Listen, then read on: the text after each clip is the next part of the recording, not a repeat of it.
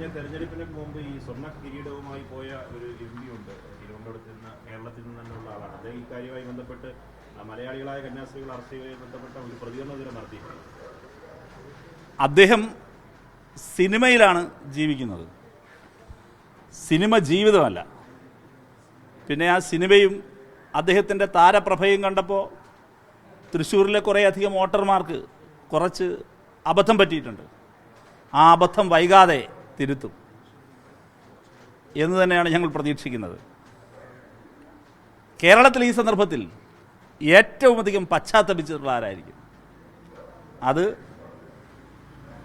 സുരേഷ് ഗോപിക്ക് വോട്ട് ചെയ്തു പോയ തൃശ്ശൂരുകാരായിരിക്കും എന്ന് ഞാൻ കരുതുകയാണ്.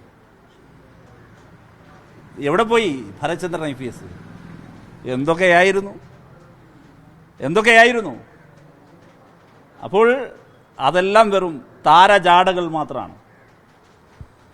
അതൊക്കെ ജനം തിരിച്ചറിയുന്നുണ്ട്. ഇതെല്ലാം ആത്യന്തികമായി BJP ആണ്. യഥാർത്ഥത്തിൽ ഇവിടെ വേണ്ടത് രാജ്യത്ത് ഇതിൻ്റെ തുടർച്ചയിൽ ഉയരേണ്ട ഏറ്റവും പ്രധാന മുദ്രാവാക്യം, ഞങ്ങളുടെ DYFI ഇത് ആവശ്യപ്പെടുകയാണ്.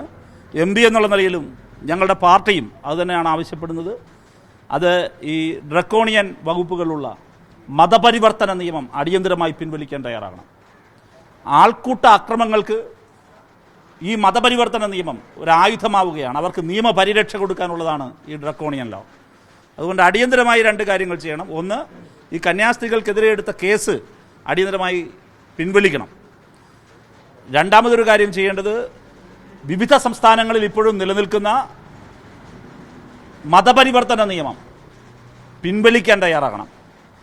ആൾക്കൂട്ട അക്രമങ്ങളെ നമുക്ക് ചെറുക്കാൻ കഴിയണമെങ്കിൽ ആൾക്കൂട്ട അക്രമങ്ങൾക്ക് നിയമപരിരക്ഷ കൊടുക്കുന്ന നിയമം അടിയന്തരമായി പിൻവലിക്കണം.